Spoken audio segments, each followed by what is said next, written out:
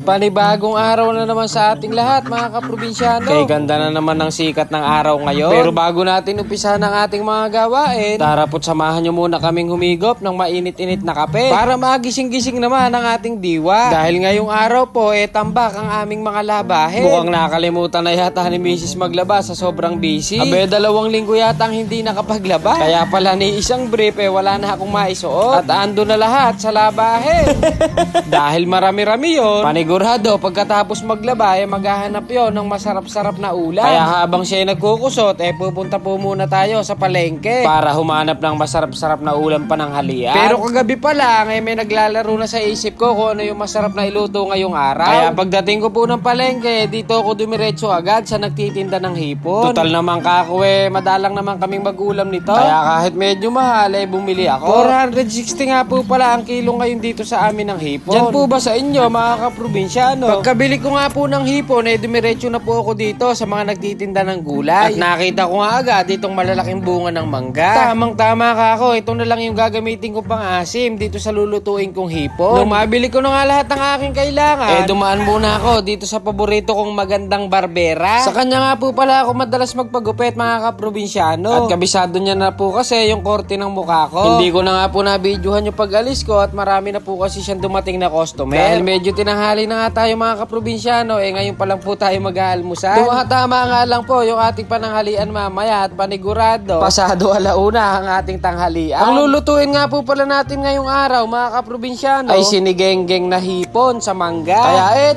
nilinisan ko na po agad itong nabili kong hipon. At sumisigaw na po si Boss Commander sa kabila na tapos na raw siya maglaba. Ang usapan po kasi namin siya ang magsasabon, ako ang magbabanlaw. Ganito rin po ba kayo mga kaprobinsyano? Sa tuwing maglalaba si Mrs. kailangan meron ka rin gagawin. Mabuti na lang po nakaandar yung patubig nitong aming amain. At medyo mapapadali ang aking pagbabanlaw. Uso pa po ba yung patubig sa inyong mga probinsya? Dito po kasi sa amin malaking tulong ito. Lalo na po kapag gawaan na naman sa bukid. Naalala ko nga po nung ako'y bata pa napakadalas kong maligo sa ganito. Bukod po sa malinaw na yung tubig napakalamig pa po. Lalo na po kung may hangover ka, napakasarap pong magbabad dito. Feeling mo nga nasa falls at walang lubay ang labas ng tubig. At ito nga rin anak ko hindi na rin niya napigilan at naligo na rin siya. At pagkatapos nga namin maligo, at fresh na naman ang inyong kaprobinsyano. Kaya tara, samahan nyo na po ako magluto. Inuna ko na nga pong himayin itong nabili kong kangkong at sitaw. Simple lang naman po yung gagamitin natin na sangkap dito sa pagluluto natin ng sinigang na hipon. Naghiwa nga lang po pala tayo dyan ng luya, sibuyas, kamatis. Sinamahan ko na rin po ng ilang pirasong okra. At ang gagamitin naman po nating pang-asim itong hilaw na manggang native. Para maiba naman mga kaprobinsyano. Dahil alam nyo naman po, ang madalas na ginagamit na pang-asim dito sampalo. Pero ngayon po, ang gagamitin natin itong bunga ng mangga. Comment naman po kayo mga kaprobinsyano kung nagamit nyo na po yung mangga na pang-asim sa sinigang. Ako po kasi, first time ko lang din po itong i-partner sa hipon. Kaya mamaya malalaman po natin kung masarap ang kalalabasan. Kadalasan po kasi, ginagamit ko itong mangga na pang-asim sa mga niluluto kong kalangkang na bibe o manok. Napansin ko po kasi, iba yung naibibigay niyang asim at linamnam sa kalangka. Kaya itatry po natin dito sa hipon. Dito ko nga po pala niluto sa aking mahiwagang palayo na kung saan mapapasarap kahit ano ang iluto. Para bang may hatid na magic ang bawat recipe.